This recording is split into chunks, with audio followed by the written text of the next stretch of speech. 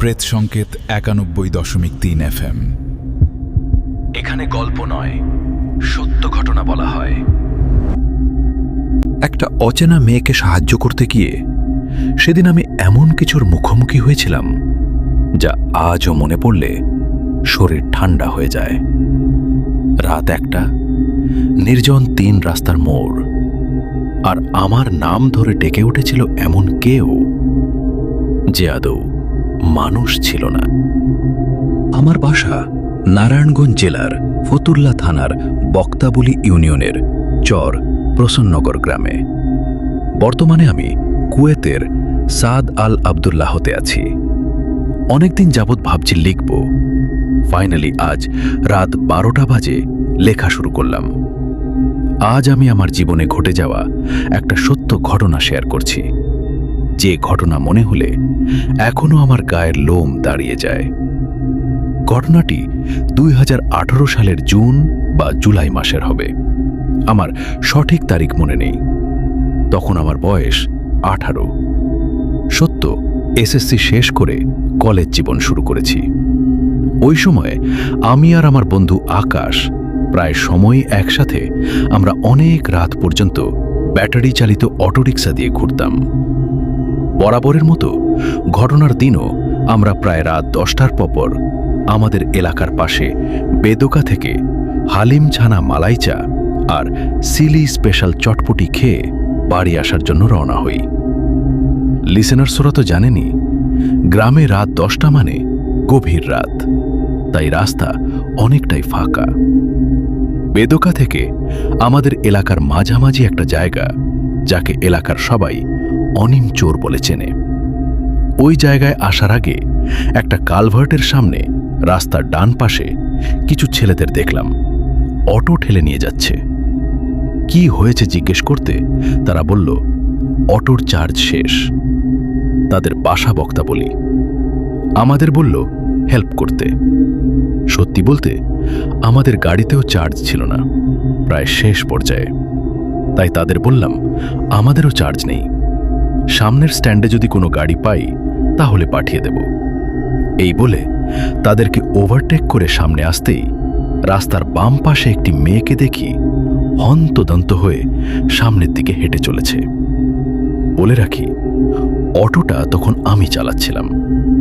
আমি ভাবলাম হয়তো মেয়েটি পিছনের অটোওয়ালাদের সাথে এসেছে এবং কোনো বিষয়ে রাগ করে হয়তো তাদের ছেড়ে আগে হাঁটছে, নয়তো ওই রাস্তার ১ কিলোমিটারের মধ্যে কোনো বাড়িঘর নেই। এত রাতে এখানে একটা মেয়ের আসার প্রশ্নই আসে না। ভাবতে ভাবতে যখন কনিমোচর ওভারটেক করলাম, পেছন থেকে মেয়েটি চিৎকার করে উঠল। শুনে আমি অটোর ব্রেক চেপে দাঁড়িয়ে গেলাম। পেছনে আমি আর আকাশ দুজনেই লক্ষ্য করলাম মেয়েটির সঙ্গে কেউ জোরজবস্তি করছে কিনা। তখন আমি গাড়িটিকে আবারও ইউ-টার্ন করলাম এবং সেখানে নিয়ে গেলাম। দেখলাম বাইক দিয়ে দুজন লোক মেয়েটিকে ধরে টানাটানি করছে এবং জিজ্ঞেস করছে, তুমি কে? বাসা কোথায়? এত রাতে এভাবে হেঁটে কোথায় যাচ্ছ? ততক্ষণে পেছনে সেই চার্জ শেষ হওয়া অটো এসে পড়েছে। তাদের সাথে কথা বলে বুঝতে পারলাম মেয়েটিকে তারাও চেনে না। এখানে বাইকের মিউজিক ভাই দুইটাকে আমি চিনি না, তাদের নাম বাসা কোথায় জানি না, এবং এই ঘটনার পরে আজ মিউজিক পর্যন্ত ওনাদের আর দেখিও নি। ঘটনায় ওনাদের নাম বারবার আসবে, বোঝার ক্ষেত্রে তাদেরকে আমি সোহেল ভাই নামে সম্বোধন করছি। তো সোহেল ভাই আমাদের জিজ্ঞাসা করল আমরা চিনি কিনা। আমরা যেহেতু এই এলাকার এবং এখানে পড়াশোনা করেছি, বড় হয়েছি, তাই এলাকার সবাইকে চিনি। কিন্তু এই মেয়েটির চেহারা দেখে মনে হয়নি আমাদের আশেপাশের কোনো এলাকার বলে রাখা ভালো মেয়েটি ১৬ কি ১৮ বছর বয়সের। বাইকার ভাইরা বলল আমরা এই মেয়েটিকে বেকা ব্রিজ থেকে খেয়াল করছে এভাবে হেঁটে আসছে, কোনো কথা বলছে না। বেদকা থেকে এখানকার দূরত্ব প্রায় ৩ কিলোমিটার। এর মধ্যে এই মেয়েটি সেন্সলেস হয়ে আমার কোলে ঢলে পড়ে। তখন সোহেল ভাই বলল, মেয়েটি যেহেতু বেকার, ওই দিক থেকে আসছে, বাড়ি হয়তো ওই দিকেই হবে। মেয়েটিকে আমাদের অটোতে উঠিয়ে পেছনে আমরা বসলাম। আমি আর আকাশ অটোতে, সোহেল ভাই বাইক নিয়ে আগে আগে রওনা হলো। এরই মধ্যে মেয়েটির চোখ বন্ধ করে দাঁতের দাঁত চেপে অদ্ভুত একটা আওয়াজ করতে শুরু করেছে। প্রথমে আমি আমলে না নিলেও আকাশ যখন শুনতে পেল, ভয়ে গাড়ি থামিয়ে দিল। গাড়ি থেমে যাওয়াতে সোহেল ভাই আবারও পেছনে আসেন। তিনি আস্তে আস্তেতেই মেয়েটি নর্মাল, একদম চুপচাপ, চোখ বন্ধ। সোহেল ভাইকে বললাম, এইরকম একটা ঘটনা? তিনি বললেন, সেন্স নেই তো, তাই হয়তো গাড়ির ঝাঁকুনিতে এরকম করছে। ও কিছু না, তোমরা গাড়ি নিয়ে পেছন পেছন আসো। তারা এগিয়ে গেল। গাড়ি চলতে শুরু করতেই আবার সেই আওয়াজ। ভয়ে মুখ দিয়ে কোন আওয়াজ বের হচ্ছে না। আমাদের এভাবে ৩-৪ মিনিট যাওয়ার পরে ছটফটিয়া বাজারে দেখলাম 2টা দোকান খোলা এবং কিছু লোকজন আছে। তাদেরকে ডেকে জিজ্ঞেস করলাম, চেনে নাকি? মেয়েটিকে অনেকক্ষণ দেখার পরে আমার সমবয়সী একটি ছেলে বলল, ওকে তো চিনি, ওর নাম অর্পা, পাইকবাড়ি স্কুল অ্যান্ড কলেজে পড়ে, ওইদিকে থাকে। সোহেল ভাই ছেলেটিকে বলল, আমরা তো কেউ মেয়েটিকে চিনি না, তুমি যেহেতু চেনো, চল আমাদের সাথে, তোমাকে আমরা আবার এখানে নামিয়ে দিয়ে যাব। ছেলেটি রাজি হলো এবং বলল, আমার 2-3 জন বন্ধু আছে, তারা আমার চেয়ে ভালো করে চিনতে পারবে অর্পার বাড়ি। সোহেল ভাই বলল, ঠিক আছে, তাদের বল বেদকা ব্রিজে দাঁড়াতে, ওইখান থেকে নিয়ে যাব। তারপর ছটফটিয়া থেকে বাইক পাড়ার উদ্দেশ্যে রওনা হলাম। বেদকা ব্রিজে উঠতে উঠতে কয়েকবার মেয়েটির দাঁত ছোটানোর চেষ্টা করার পরে সেন্স ফিরল। এক ভয়ঙ্কর হুঙ্কার দিয়ে এবং চিৎকার করে গাড়ি থেকে লাফ দিতে চাইল। অদ্ভুত কণ্ঠে বলতে লাগল, নিজের ভালো চাইলে তাকে ছেড়ে দিতে। সামনে থেকে আকাশ জোরে জোরে দোয়া, দরুদ ও কালিমা পড়তে শুরু করল এবং কিছুক্ষণ পরে শান্ত হয়ে বসল মেয়েটি। তার বাড়ির কথা জিজ্ঞেস করলাম, বাড়ির কারো নাম্বার আছে কিনা জিজ্ঞেস করলাম। মেয়েটি 3-4টা নাম্বার বলে আবারও সেন্সলেস হয়ে যায়। বেদকা থেকে ওই ছেড়েন 2 জন বন্ধু ওঠে এবং তারা ওঠে আমাদের অটোতেই। আগেই বলেছি, আমাদের গাড়ির চার্জ প্রায় শেষ পর্যায়ে ছিল। এর মধ্যে 6 জন লোক নিয়ে অনেক ধীর গতিতে গাড়ি চলছিল।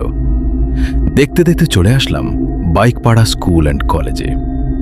রাত তখন 12টা। স্কুলের সাথে চিকনগলি এবং আবারও মেয়েটিকে পানি দিয়ে তার সেন্স ফেরাতে সক্ষম হলাম আমরা। এবার উদ্ভট কণ্ঠে আক্ষেপ করে আমার গলা চেপে বলল, শেষ।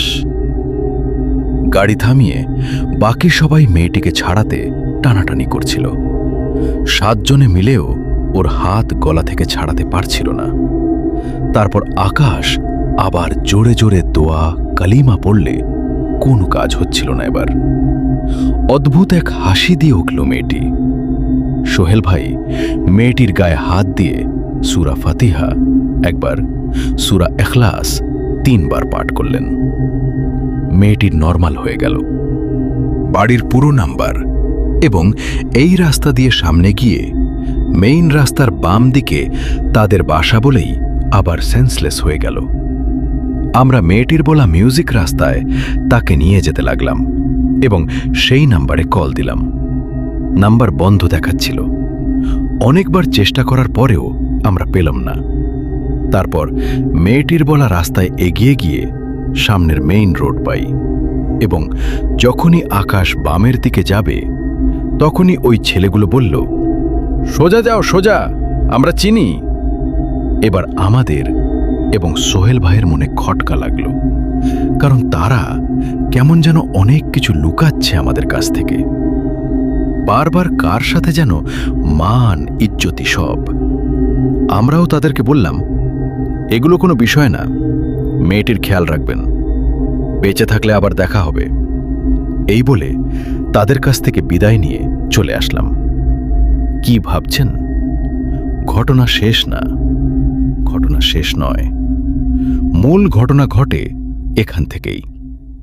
এই ঘটনাটি অনেক বড় হয়ে যাবে, তাই অর্পার সাথে কি ঘটেছে, কিভাবে ঘটেছে তা পরের পার্টে বলবো। কথা দিচ্ছি, এই পার্ট যদি সিলেক্টেড হয় তাহলে দ্বিতীয় পার্ট পাঠিয়ে দেব ইনশাআল্লাহ। বাড়তি কথা না বাড়িয়ে মূল ঘটনায় যাচ্ছি। আমার সাথে কি ঘটেছে তাই বলছি। তাদের বিদায় জানি নিয়ে আসার পরে রাস্তায় আমার আর তেমন কোনো সমস্যা হয় না, আর সেই কারণেই আমি আকাশকে বিদায় জানিয়ে বাসায় যাবার সিদ্ধান্ত নিলাম। আকাশ বলল তার সাথে থেকে যেতে। আমি বললাম অনেক রাত হয়ে গেছে। রাত তখন 1টার উপরে বাজে। বাসায় না ফিরলে মা বাবা অনেক বকাঝকা করবে, তাই আকাশকে বিদায় জানিয়ে আমি আমার বাড়ির পথে রওনা হলাম। বলে রাখা ভালো, আমার বাড়ি হচ্ছে গ্রাম থেকে বিচ্ছিন্ন প্রত্যন্ত ফসলের মাঠের মাঝে। আমাদের চরঞ্চলে গ্রাম্য ভাষায় যাকে চোখের মাঝে বলে আর কি, আকাশদের বাড়ি থেকে আমার বাড়ির দূরত্ব ছিল পায়ে হেঁটে 10 মিনিটের। আকাশদের বাড়ির পরে 2টি বাড়ি পেরিয়ে ফসলের মাঠ দিয়ে আঁকা বাঁকা পথ আমি সবসময় মেহেদিদের বাড়ির উপর দিয়ে যাওয়া। আশা করি যারা আমাকে চেনেন তারা হয়তো রাস্তাটা চিনবেন। আমি চক দিয়ে রওনা হলাম। জ্যোৎস্না রাত, চাঁদের আলোয় দিনের মতোই পরিষ্কার সবকিছু। আমি যখন চকের মাঝে 3 রাস্তার কাছাকাছি আসলাম তখনই শুনতে পেলাম পেছন থেকে আকাশ ডাকছে। আকাশ মেহেদিদের বাসার সামনে, আর আমি 3 রাস্তার মোড়ের কাছাকাছি। এই 3 রাস্তার মোড়ের একটু বিবরণ দেই। চকের মধ্যবর্তী একটি 3 রাস্তার মোড় এটি। একটি রাস্তা সোজা আমাদের বাড়ির দিকে চলে গেছে, একটি হিন্দুদের মন্দিরের দিকে গেছে, আর অন্যটি চকের আরেক পাশে কিছু হিন্দু সম্প্রদায়ের মানুষজন থাকে তাদের বাড়ির দিকে। এই 3 রাস্তার মোড়ে মানুষ প্রায় সময় জাদুটোনার ভোগের সামগ্রী দেখতে পেত। অনেক সময় টোটকা, কলা পাতায় সিঁদুর দিয়ে আঁকা অনেক জিনিসপত্র দেখা যেত এই 3 রাস্তার মোড়ে। ঘটনায় ফেরা যাক। আমি আকাশের ডাকে সাড়া দিলাম। ভাবলাম হয়তো আকাশের কোনো কিছুর দরকার। আমি আমার পকেট চেক করলাম। আকাশ বলল, ফোন দিচ্ছি, ফোন ধর। আমি বললাম আচ্ছা দে। তখন আমি মোবাইল হাতে নিয়ে প্রায় 15 মিনিটের মতো অপেক্ষা করলাম, কিন্তু কোনো ফোন এলো না। তখনও আমি ওই জায়গায় দাঁড়িয়েছিলাম। তখনই আকাশকে আমি ফোন দেই। আমি বলি, কিরে ডাকছিস কি জন্য? তখন আকাশ অবাক হয়ে বলে, আমি তোকে কখন ডাকলাম? আমি তো বাসায় পৌঁছে গেছি। তখন আমি স্তব্ধ হয়ে যাই। তাহলে কে ছিল ওইটা? এমনিতে রাত 10টার পরেই সবসময় বাসায় আসি, তাই কোনো ভয় আমার ভেতরে ছিল না। আমার পুরোটা শরীর তখন কাঁপতে শুরু করলো। আমি আয়াতুল কুরসি পড়তে পড়তে সামনে এগোতে থাকি। আমার পুরো শরীরের শির তারা দিয়ে ঠান্ডা হিমস্রোতে বয়ে যায়। সাহস করে যেই না 3 রাস্তার মোড় অতিক্রম করতে যাব, সামনে তাকাতেই এক বিশাল দেহী কুচকুচে কালো ছায়া দেখতে পাই। তার দিকে আমার চোখ পড়তেই ছায়াটি হেসে ওঠে। আমি খেয়াল করলাম ছায়াটি কথা বলছে, এবং বলার পর পেছন থেকে আরও 4টি হুবহু অবয়ব বেরিয়ে এলো। আমার থেকে তাদের দূরত্ব 100 মিটারের মতো। তারা আমার দিকে এগোনোর চেষ্টা করছে, কিন্তু কেন জানি মিউজিক পারছে না। এরই মধ্যে ফোন বেজে উঠল। আকাশের কল। আকাশ বলল, কিরে মিউজিক কি হয়েছে? তুই ঠিক আছিস? আমার মুখ দিয়ে কোনো আওয়াজ বের হচ্ছে না। তারপর আকাশ কয়েকবার হ্যালো হ্যালো বলার পর আমার শরীরটা আচমকা ঝাঁকুনি দিয়ে উঠল, এবং সাথে সাথে আমি আকাশকে বললাম, আমি ঠিক আছি, সকালে কথা হবে, তুই ঘুমা। আমার শরীর আস্তে আস্তে ভার হয়ে আসলো। আমি বুঝতে পারছি আমার শরীরের কন্ট্রোল আমার হাতে নেই। নিজের অজান্তেই আমার ভেতর থেকে অদ্ভুত মিউজিক, বিকট একটা হুঙ্কার বেরিয়ে এলো এবং এক মুহূর্তের মধ্যেই অবয়বগুলো ভ্যানিশ হয়ে গেল। আমি বাড়ির দিকে হাঁটা শুরু করলাম। বাড়িতে ঢুকে আমার দরজার সামনে যাওয়ার পর মনে হলো আমার শরীরের কন্ট্রোল আমি ফিরে পেলাম। শরীর থেকে যেন 500 কেজির ওজন হালকা হয়ে গেছে। আমি ঘরে ঢুকে কাউকে কিছু বুঝতে দেইনি। গ্যাসের চুলায় আগুন ধরিয়ে শরীরটা গরম করে শুয়ে পড়ি। তখন আমার ভাবনায় আসে, আমি যখনই 3 রাস্তার মোড়টা ক্রস করি প্রায় সময়ই আমার শরীরে একটা ঠান্ডা অনুভূতি হয়, পশমগুলো দাঁড়িয়ে যায়। তার পরের দিন আমি 3 গ্রাম পরে আমার এক পরিচিত দাদি, ফকিরের স্বর্ণপহী, তিনি আমার আপন দাদি বান্ধবী ছিলেন। সকল ঘটনা তাকে খুলে বলার পর তিনি আমাকে বলেন, ঘটনা শুনে যা বুঝতে পারছি, তোর উপর ওই মেয়ের উপরে থাকা খারাপ কিছু জিন হাজির হয়েছিল, শত্রুতা হয়ে গিয়েছে। বাকিটা বিস্তারিত রাতে আসন বসিয়ে জিনদের দিয়ে জানার চেষ্টা করব। এরপর আমাকে একটি মাদুলি দেন, কি যেন পড়ে দেন সেখানে। আমি বাড়িতে চলে আসলাম। ওই দিন আর কোথাও বের হলাম না। রাতেও সবকিছু স্বাভাবিকই থাকলো। পরের দিন সকালে আমি আবার গেলাম সেই দাদির কাছে। দাদি ঘরের ভেতর থেকে আমাকে উদ্দেশ্য করে নাম ধরে ডাক দিয়ে বললেন, নাথি, তুই অনেক বড় বাঁচা বেঁচে গেছিস, একমাত্র আল্লাহ তাআলার কৃপায় আর এক ভালো জিনের উশিলায়। ঘরের ভেতরে ঢুকে দাদিকে বিস্তারিত জিজ্ঞেস করাতে দাদি বললেন, তোরা যখন ওই মেয়েকে বাড়িতে পৌঁছে দিয়ে আসছিলি তখন ও তোদের পিছু নেয়। ওই মেয়েটির উপরে থাকা 5 জন দুষ্ট জিন রাস্তায় তোর সাথে লোকজন থাকায় কিছু করতে না পেরে সুযোগের অপেক্ষায় থাকে, এবং যখন তারা তোকে চোখ দিয়ে একলা যেতে দেখল তখনই প্রাণে মেরে ফেলার পরিকল্পনা করে। কিন্তু তুই প্রতিদিন যে মেহেদিদের বাড়ির সামনে দিয়ে যেতি, ওইখানে একটা ভালো শক্তিশালী জিন আছে যে প্রতি রাতে আয়াতুল কুরসি শুনতে শুনতে তোর বাড়ি পর্যন্ত আসে। ওই দিন রাতে তোকে বিপদে পড়তে দেখে তোকে বাঁচিয়ে ঘরের ভেতরে প্রবেশ করায়। ওই পথ জিনগুলো তোর কোনো ক্ষতি করতে পারে না। তাছাড়া তোর ভেতরে যাওয়ার আগে ওই জিনগুলো তোর সাথেই ছিল। তারপর তিনি আমাকে আরও একটি মাদুলি দেন আর এক বাহুতে পড়ার জন্য। বলেন, এগুলো যেন কখনো না হারায়, আর ভুলেও যদি কখনো হারিয়ে যায় তাহলে কাউকে কিছু না বলে আমাদের ঘরে যেখানে পানির কলস রাখা হয় তার আশেপাশে খুঁজতে, ওখানেই হারিয়ে যাওয়া মাদুলি দেখতে পাব। এখানে একটু বলে রাখি, 2019 সালে আমি ট্রলারে করে পিকনিকে গিয়ে বাম হাতের মাদুরিটি হারিয়ে ফেলি। পরদিন দাদির বলা কথা মতো কলসের কোণায় মাদুলিটি দেখতে পাই। ট্রলারি করে পিকনিকে গিয়েছিলাম বেলতলির মেলায়, হারালাম ওইখানে, পেলাম আমার বাড়িতে।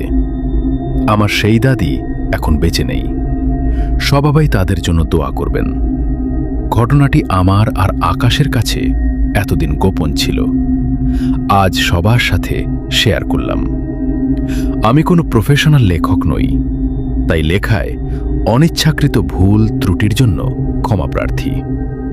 সিফাত আলম, সাবিত আলম, তানভো তুষার ও রাসেল ভাই, আপনাদের সবাইকে ভালোবাসা অবিরাম। আমার কাছে আরো অনেক ভৌতিক ঘটনা আছে। এই 3 রাস্তার মোড় পার্ট 2 ছাড়া আরেকটি কুয়েতে রিসেন্টলি ঘটেছে। সেটা নিয়ে যত তাড়াতাড়ি সম্ভব লিখব, পাঠানোর চেষ্টা করব।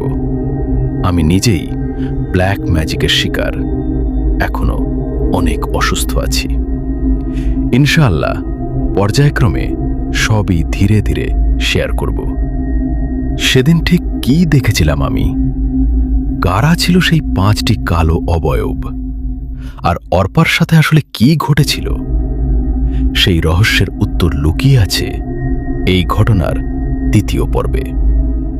যদি জানতে চান এরপর আমার জীবনে কি ভয়ঙ্কর ঘটনা ঘটেছিল, তাহলে অপেক্ষা করুন পার্ট 2-র জন্য।